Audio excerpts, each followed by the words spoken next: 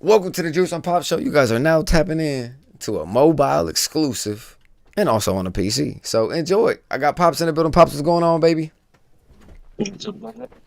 Um, we're only doing the podcast right now, chat, just because Pops really wanted to. He wanted to talk about some Browns and some Sanders, some Shedeur possible trade option, but it's not looking the best. What you think, Pops? This don't make no sense at all. Stefanski and what he's doing there makes absolutely no sense. Because they're trying to get Jets are trying to offer them a trade offer, and then that's what it'd take. And the Browns sent back a second round pick for Sanders, which they only give us fifth round pick for.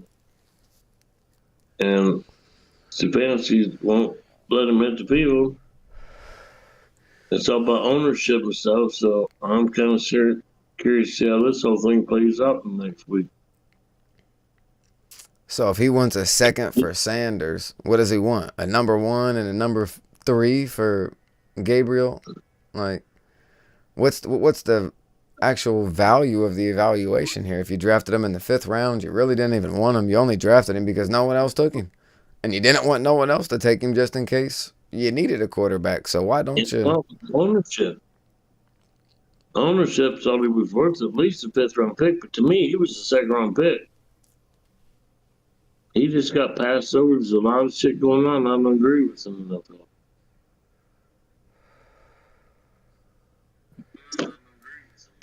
Oh, I had to pull it up on my phone so I could see the chat just in case anybody commented. Do you think? I don't know.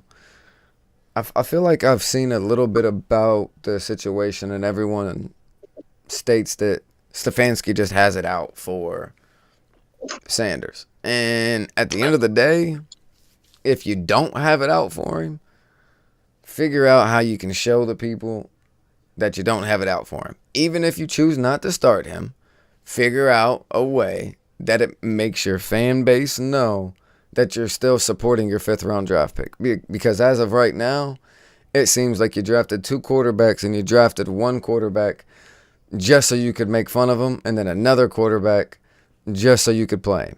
And that's all fine and dandy, but at some point, you got to realize that you are messing with someone's NFL future at the end of the day, and there are other teams that are currently, like the Jets, like you brought up, Dad, that are willing to make a move for him if possible.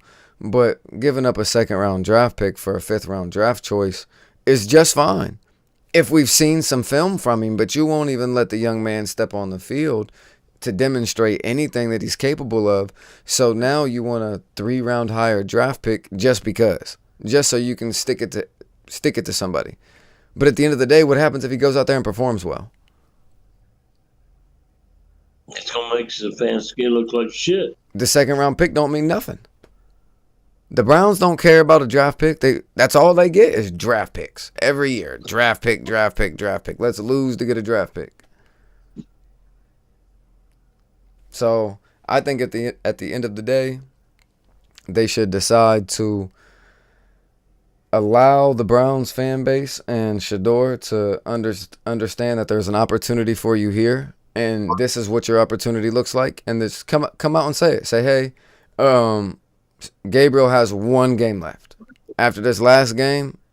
But even then, I don't even know if I'd believe him. Even if he came out and say it, I still don't know if I'd believe him, because if he's played 4 games right now going into the bye week and he's not performing well, and you have a quarterback that's a 5th round draft pick that you don't care about, and then someone says they want him, you want a 2nd round pick for him, but you won't let him see the field, and now you're going through a bye week. He has one of the lowest quarterback ratings there is going on right now in the last 4 weeks. So, like I said, it's so bad. It's like there's no reason for him to be out there. He's not performing at all. You can watch him. He looks like he's in way over his head. But Stefanski wasn't he a coach last year or something like that, or the year before, and he won? Didn't he win? That's what? Didn't Stefanski win like an AFC or NFC championship? Not for Cleveland. No, before he went to Cleveland. Well, I don't keep up with him, to be honest. Oh, okay. I just been keep track of him once he went to Cleveland. Yes, sir. Um, dang. So do you think that we see Sanders get moved, or do you think Stefanski's just going to either want that second round value or not move him? Because I don't think no one's going to give a second round draft pick. Because respectfully, no one drafted him in the second round last year. But here's the thing: you have to look at this.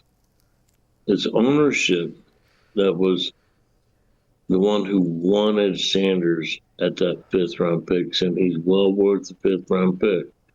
So, with them not giving him a chance, it's kind of going against ownership.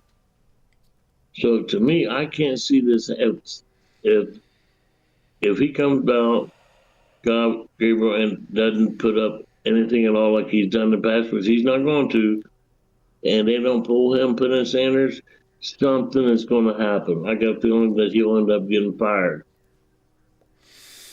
I believe I can agree with you. I believe he 100% will get fired if he does not start Sanders after one more bad performance from Gabriel. And Gabriel can go out there and not perform great and not perform bad. But you have to perform at some level. If you're just there in the game and it's a whole lot of Judkins and scheming around the offense just to try to even get you something positive, then you got to get the other quarterback in there. That's what they're not moving the ball at all. They're not getting first downs. If that don't happen, you can't. That's what I'm saying. Period. If they leave him in and stuff like that, it's Stefanski. He just knows what's going to make him, how bad it's going to make him look once he puts him in. But because you see how he avoids the confrontation by talking about him. Because that's the only question that he gets. You got to understand, when you draft Sanders, you're going to get that no matter what team, no matter any team that drafted Sanders, you're going to get exactly what's happening right now. Unless he went to Lamar, like Baltimore, or he went to where some superstar quarterback was at.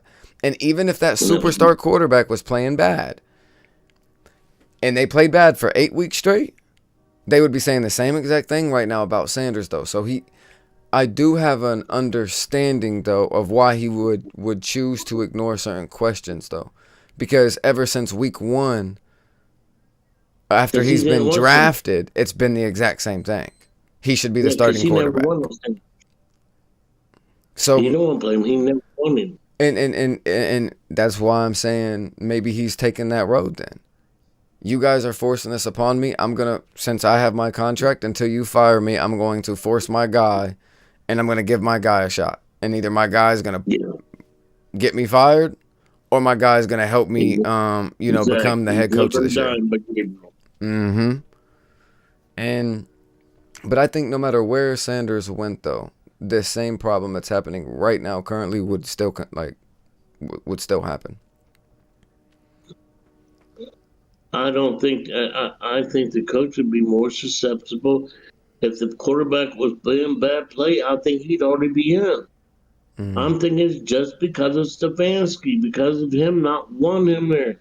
If a different coach wanted him there, they're going to give him every chance in the world to hit the field. He would already been on the field, and he'd have been put up or shut up time. So then maybe it's just put up or shut up. Maybe it's just put up or shut up time for the owner. And here's the thing, though, it's not put up or shut up because he ain't ever said nothing. But what happens if you play Sanders and he plays 2 bad games? He's going to get excuses and say, oh, he hasn't got snaps, and he's going to get all these other excuses that void on why he can play bad. It all depends. You have to wait and see. That's what I'm saying. You have to give it a chance to play out.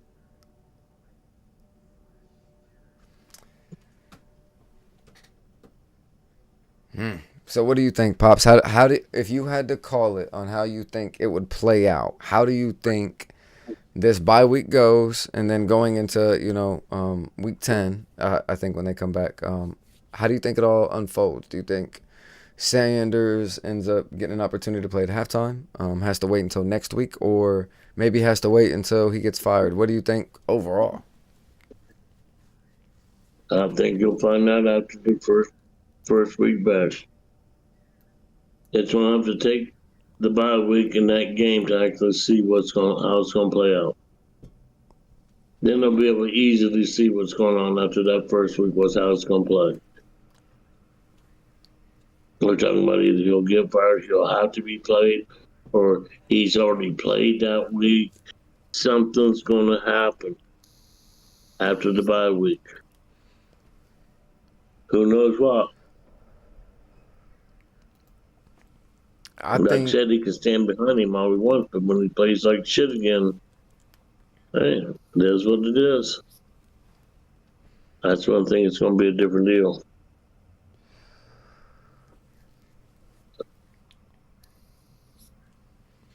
So, if you had the choice right now, Pops, what would you do? Going into the bye week. Oh, I'll give Sanders reps for the first team. And I'd have him starting on the next week after the bye week. Ooh. Now, let me ask you something. You just made me think of something. What if he was to give Sanders half of the snaps at practice, or just below half at practice this entire bye week, and then going into the next season, still goes with Gabriel, but publicizes that? I think that could take him a long way and say, okay, I'm willing to make a change if he needs to step in, and I'm going to prepare him to be able to be ready for that. And then I think he could save his job with that and not be fired with gambling so much on Gabriel. There's a lot going on right now that we don't even know about, but we will hear about by the weekend and the beginning of the week. And that is the ownership already talking to Stefanski. It's already being discussed. So if the owner's talking, maybe the owner's getting fed up, Dad, and he thinks that it's time to just put his own foot down a little bit without trying to step on his head coach's toes and like just make like a bad scene. Maybe he likes the head coach a lot and just doesn't want to fire him, or he has a lot of faith in him. I'm not sure, but if the owner's stepping in and if he doesn't listen, I don't think that it's going to go good. The whole thing is they're losing the fan base, period. That's what sells the tickets, makes the money. If you lose the fan base, you don't get nobody in the stands, period. And that's where it's getting. You got a good fan base, but they're getting stole. They don't even care anymore where it's going. So I can't see him not jumping in. It's got to be. Like I said, there's too much bad publicity going on with it right now. Especially with them losing and in the way they're losing, how bad they're that's exactly what I was about to say. I was about to say it's how they're playing the games and losing the games. From everything that I've read, and I haven't. They got one of the best defenses. They're playing at the top of their game. They just can't move the ball. And then you pick up Devin Bush that hasn't played good to anybody or lived up to any standards, and he comes to you, and now he's living up to every standard from when he came out of Michigan. And the defense is hitting on all cylinders. That you're 1,000,000% right. And they got rid of corners, replaced corners, got better, and got something back in return. Plus paid Myles Garrett everything that he could ever ask for. So at the end of the day, make him happy. You might get a sack every game, plus 5 sacks every couple of weeks. You might. He's doing so much the way he was last week. That's bad. To see him that upset after 5 sacks, and to see that it seems like the only way the ball gets moved is if like it's a flag, a penalty, or it's a run or a tight end dump. Other than that, there's not many out routes being thrown. The slants aren't working well. The post really isn't there. We're not seeing any 25-yard completions from Cleveland. We're not seeing many 20-yard. We're not even seeing many 15-yard completions from Cleveland alone. So Jerry Jeudy can't even do his own thing over there.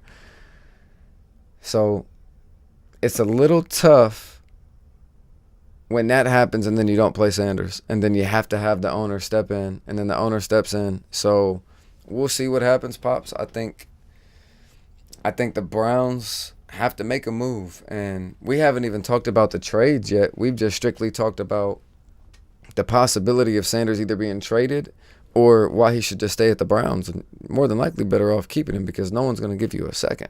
So I think what you said works best. Just work him in, honestly. Either give him the bye week and the starting job, but if you're not going to do that, keep your pony in the race, but allow the other pony to have a leg in the race and allow him to stretch his legs throughout the bye week and throughout the week before week 10.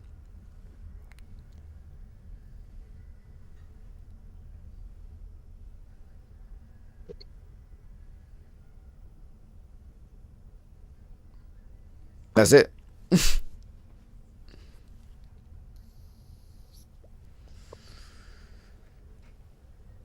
Is that gonna wrap up just the specific spot or damn specific spot about Sanders? That was three S's at the same time. That messed me up. You Yeah, that threw me for like 13 loops. can see in my phone, your face look like it's white like a clown. That's It fucked looks up. that white. Your face looks like you got white clown makeup on. You don't know where you were. Yeah, it's because of my ring light. I got a light right Because there. what? Yeah. Uh, Well, where I'm sitting at, just it shines real light on your face. Oh, should I be back Yeah, you here? don't Should I be back here? come back up.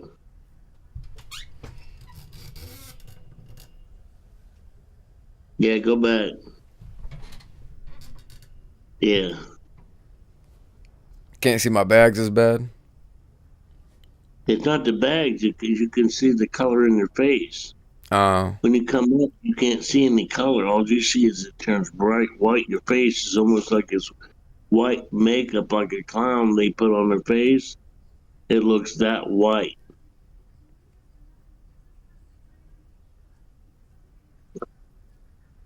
damn. Yeah, probably because I don't get outside enough. But yeah. No, it's the way the light was shining on Oh, yeah. it. It's Yeah, just or the that. ring light. I mean, it's still doing it to this side right now, but it's coming from this light now. I can't see it now.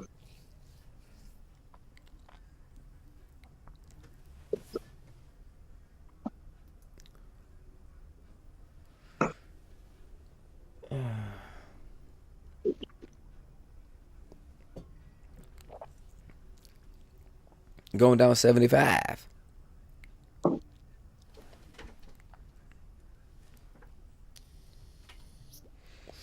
Well, shit, we went live a little too late.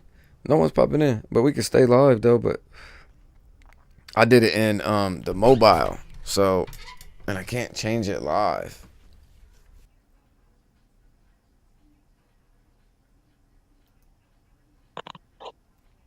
All right, can you hear me now? Yeah. Yeah, I'm sorry. My internet did the same thing. In between 9 and 1 o'clock at night, Dad, it does it, and then in between noon and 5, it does it. Wow, your phone's on. Yeah, my bad. Oh, going down 75. So, are you done, Dad?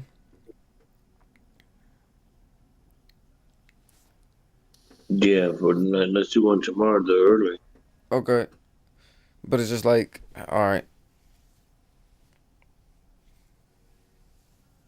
What do you mean it's like nothing.